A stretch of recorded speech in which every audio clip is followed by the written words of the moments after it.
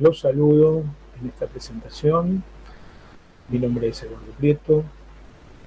Ante todo, quiero agradecer al equipo de supervisores de educación física de los niveles inicial y primario de la Ciudad de Buenos Aires por esta invitación. Para mí es un honor, un orgullo y sobre todo un compromiso estar aquí con ustedes y compartir algunas ideas y conceptos que me parecen interesantes de intercambiar para pensar y repensar nuestra educación física. En el día de hoy, el tema que voy a dar refiere a las prácticas en el planteo curricular de la educación física, ¿sí? Las prácticas corporales, ¿sí? ¿Cuál es su sentido? ¿Cuál es su razón de esa incorporación? Este cambio de hablar de prácticas corporales implica una reconfiguración del campo disciplinar, y esto podemos verlo en su recorrido y en su constitución histórica. Este campo lleva un tránsito extenso desde que la educación física se ha convertido en una disciplina pedagógica y se ha integrado a la educación y sobre todo a la educación militar. En este sentido, lo que podemos reconocer es que en esta educación física, en un primer momento, ¿sí? Cuando comienza este desarrollo orientado hacia la enseñanza escolar, el enfoque se encontraba centrado en la disciplina y se comenzaba a hablar en aquel momento, década de 30 al 40, de los agentes de la educación física. ¿Qué eran los agentes de la educación física? Bueno, eran aquellos medios formativos que la educación física tomaba y disponía de ellos para enseñar sus contenidos. Entre estos agentes estaban la gimnasia, los deportes, las danzas, los juegos, la recreación. Durante varios años estos agentes fueron configurando de forma teórica la composición de dicho campo. Hacia la década del 60 al 70, la Dirección Nacional de Educación Física comienza a definir como organizadores de este campo disciplinar a los fines u objetivos generales de la educación física y los denomina de la siguiente manera: la básica, creatividad, ¿sí? Rendimiento, resultado, se llamaba en aquel momento, y formación físico-técnica. Hacia los 80, con la influencia de autores como Brook y Gall, en España, con una posición, un posicionamiento mucho más humanista, comienza a desarrollarse un enfoque más centrado en el sujeto. Y en la República Argentina, un grupo de especialistas que tenían la línea de trabajo que había desarrollado Alberto Bello en su momento y estaba integrado Giraldes, Sabeu y Mario López, empiezan a desarrollar las líneas formativas. ¿De qué hablaba? De líneas de desarrollo a lo largo de la vida que tomaban los perceptivos motores, la formación, la formación motora, la formación física, estaba ahí lo corporal postural y lo orgánico funcional, la formación expresiva comunicativa y la expresión lúdico deportiva. Ya acá la centralidad había pasado a la persona, ¿sí? Que desarrollaba las actividades en la educación física. Hacia finales de los 80 y con la irrupción de los nuevos lineamientos curriculares, la ciudad de Buenos Aires inaugura el concepto de ejes, ¿sí? Tomados de autores como Pierre Bayer, que tenía una línea de trabajo muy interesante hacia lo que sería en ese momento, lo que se llamaba en ese momento la educación física infantil. Estos ejes eran mi cuerpo y el medio físico, mi cuerpo en los sujetos, mi cuerpo y el medio social, o mi cuerpo como medio de relación. También la provincia de Buenos Aires tomó ejes en ese momento en su primer diseño curricular, eran más de 3, eran 5 ejes, pero tenían todo este recorrido y esta línea. En estos momentos, en la década pasada, empezó a surgir un nuevo componente que mantiene esta idea del enfoque centrado en el sujeto, y son las prácticas corporales y motrices, ¿sí? El cambio que implicó la centralidad, ¿sí? Del sujeto en el campo disciplinar, hasta puestos los destinatarios de las enseñanzas. Y esto fue lo que llevó a repensar el lugar de estos nuevos organizadores de contenido. ¿Con qué se relacionan estas prácticas corporales y motrices? ¿Sí? Generalmente aparecen como prácticas corporales. Yo prefiero otorgarle el nombre de prácticas corporales y motrices. Por un lado se relacionan con la corporeidad, ¿sí? Concepto que aparece en la educación física para muchos de corto tiempo, pero en realidad lo inaugura en la década de 60 en un grupo, cuando empieza a hablar de corporeidad, ¿sí? Como un sustento de la educación física en su marco teórico. Para él la corporeidad, y para los autores que lo continúan, es el modo de ser en el mundo, es decir, cómo ésta se constituye en el centro de relaciones de la existencia y de relaciones con el medio y con los otros. Implican el hacer, el sentir, el pensar, el disfrutar, el accionar, el proyectar, ¿sí? La motricidad, que sería el otro componente que se relaciona con prácticas corporales y que supera el concepto de movimiento, porque tanto corporeidad como motricidad refieren a un hombre como totalidad, a una persona, ¿sí? En su integralidad, ¿sí? La motricidad es un modo de ser, un modo de expresar esa corporeidad. Es la intencionalidad aparente, la cual le confiere una especial relación al proyecto de cada hombre en su desarrollo en el mundo. Corporeidad y motricidad tienen una existencia recíproca, se corresponden una a la otra. Y en este sentido, desde esta integralidad del sujeto y de pensar al sujeto en su totalidad, es que dan pie a las prácticas corporales, justamente prácticas que dan sentido a esto del sujeto como centro de las situaciones y de los procesos de enseñanza y de aprendizaje. ¿Cuándo se trasladan estas prácticas corporales al ámbito educativo? Bueno, entre los años 2008 y 2012, el Ministerio de Educación de la Nación convoca a los docentes de todas las jurisdicciones a participar de rondas de debate, de discusión y equipos de trabajo para definir los núcleos de aprendizaje prioritario. ¿Qué son los núcleos de aprendizaje prioritario? Justamente son aquellos componentes curriculares que van a dar pie y van a ser la base a los nuevos diseños curriculares que se elaboren. No se proponía cambiar todos los diseños curriculares, sino que se hacía referencia a que en una próxima modificación los núcleos de aprendizaje fueran tenidos en cuenta. Hoy en día siguen vigentes, más allá de que hayan salido otros componentes de aprendizaje y de los lineamientos curriculares, ¿sí? Pero la vigencia de estos núcleos sigue presente. En ese momento éramos muchos los actores que participamos, tuve suerte y tuve el honor de estar ahí con uno de los representantes de la ciudad de Buenos Aires y compartir con colegas de muchas otras jurisdicciones. Y bueno, fuimos debatiendo, analizando, llegando a acuerdos y coincidimos en esto de que las prácticas corporales eran los elementos necesarios para plantear ejes, ¿sí? En desarrollo de estos NAR. Y lo hicimos con tres referencias, o referidos a tres situaciones, ¿no? Una, la disponibilidad de sí mismo. Otra era las prácticas corporales en interacción con los otros, y obviamente la tercera en el ambiente natural y común.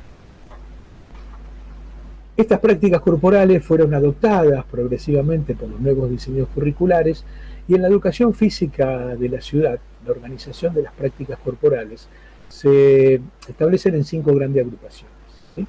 Estas agrupaciones son las prácticas expresivas, las prácticas gimnásticas, las prácticas deportivas, las ludomotrices, referidas solamente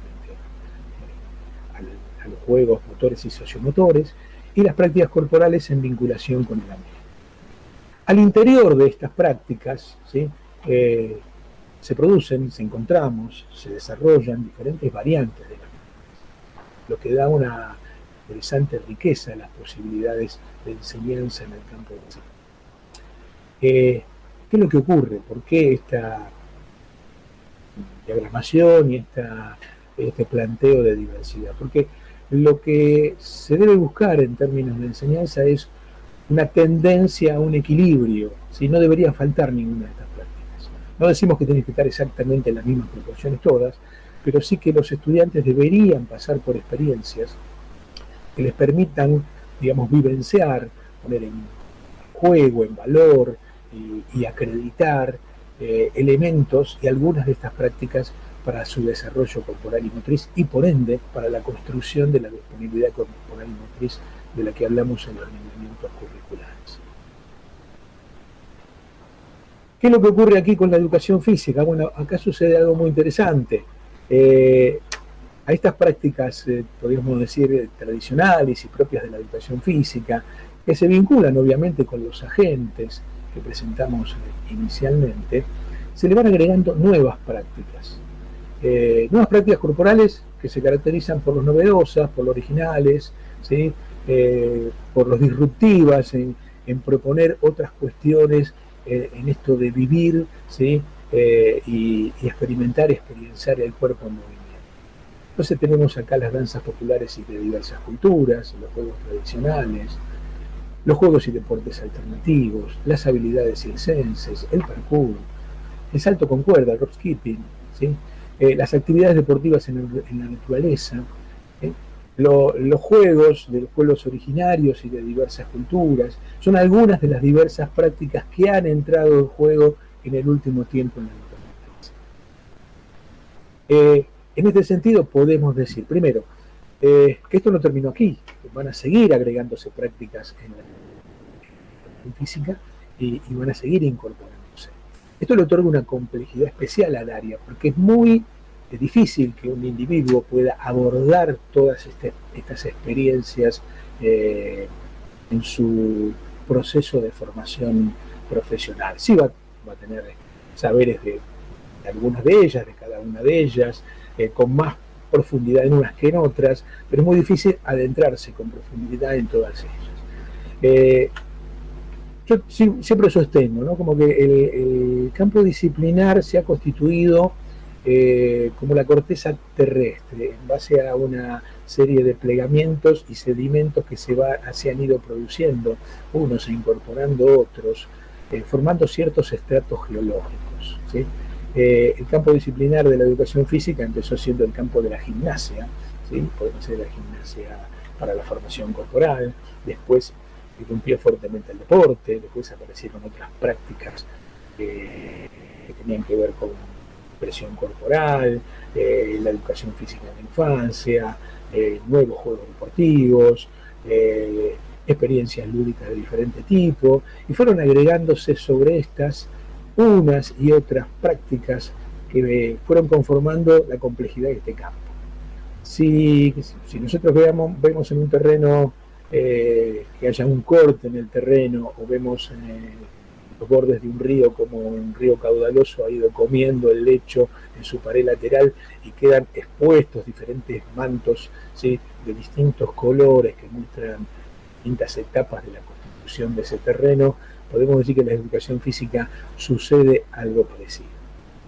¿Qué nos pasa con muchas de estas prácticas que no hemos podido recorrer o abordar en la formación inicial?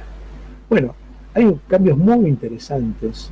En la ciudad de Buenos Aires tenemos constancia de esto, de lo que han producido las capacitaciones, es decir, todo lo nuevo que se ha ido agregando, el aporte valioso en la formación continua que se ofrecen en diferentes tipos de capacitaciones.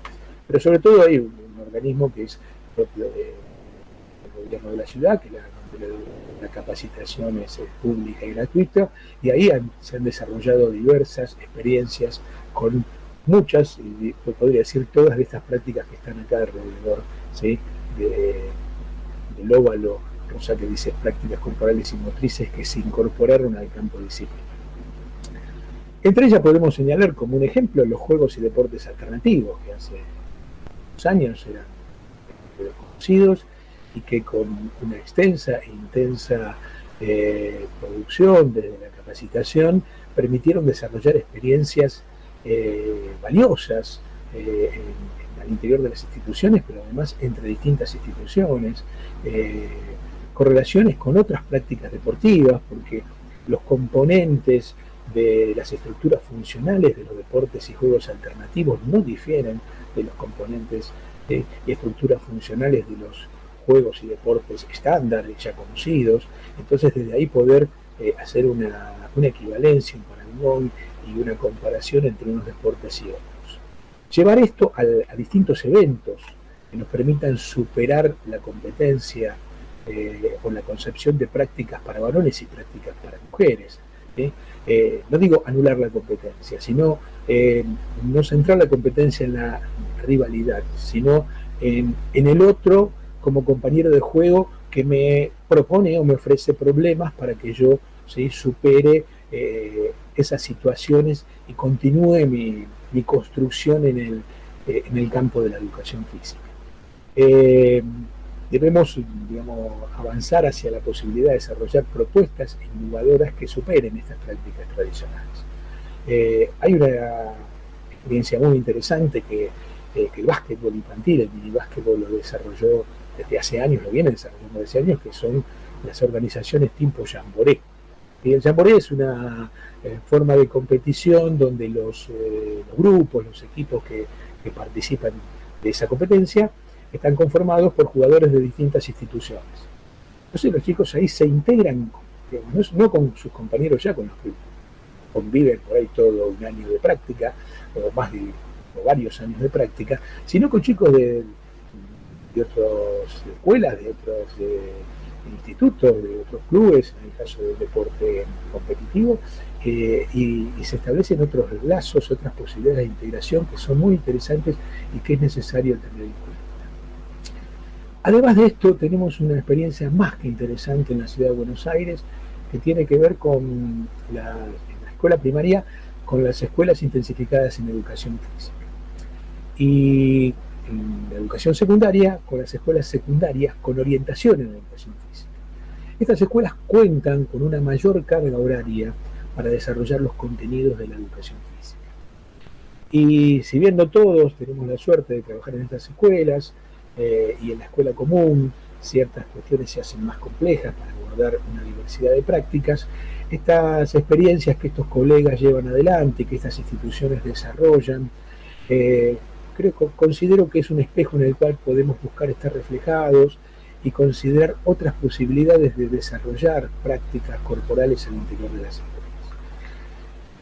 ¿Cuál es la idea? Bueno, repensar la educación física a partir de esto, o sea, plantear ciertas rupturas para lograr superaciones en el análisis crítico, por ejemplo, de lo tradicional y establecido para avanzar hacia lo innovador, en lo instituido para avanzar hacia lo novedoso, pensando en la exclusión, la perspectiva de género, la integración, el desarrollo de la autonomía, ¿sí? Atendiendo, por supuesto, a la construcción de los saberes, considerando la grupalidad y apuntando a lo que es la finalidad de la escuela, ¿no? La construcción de ciudadanía. Bien, cerrando esta presentación, creo que quizás se ofrecieron en esta charla algunos saberes y recorridos que no todos tienen la posibilidad de conocer, de reconocer e interiorizarse en ellos a partir de su formación inicial y continua. La idea es que, podamos repensar nuestras propias prácticas, avanzar hacia lo innovador y plantearnos situaciones que nos permitan realmente reconstruir nuestra educación física hacia lo original, lo novedoso, lo creativo, lo valioso, lo que resulte más interesante, más rico, más convocante para nosotros. Sabemos que muchos niñas y niños nos esperan, adolescentes y jóvenes nos esperan con ansias para desarrollar las clases, otros no tanto, y debemos tratar de acercarnos a ellos con propuestas que realmente los convoquen, con propuestas que los desafíen, con propuestas que les planteen cuestiones novedosas, originales, que despierten su curiosidad y su necesidad e interés en hacer.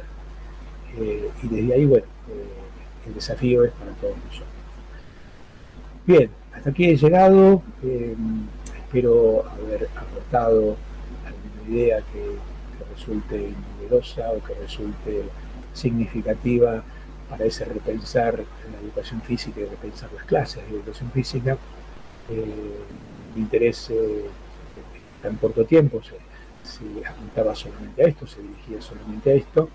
Espero haber puesto ese granito de arena en este recorrido y que ustedes continúen trabajando con el compromiso de siempre, con las ganas y la pasión que seguramente ponen continuamente en tu tarea profesional. Me despido de ustedes, les deseo lo mejor para el cierre de este año, en estos dos últimos que no han sido fáciles. Y bueno, bien deseo mucho éxito para la tarea por delante y estoy a disposición de los supervisores y obviamente de los equipos docentes que puedan colaborar. Les dejo un saludo y mucho éxito en lo que viene.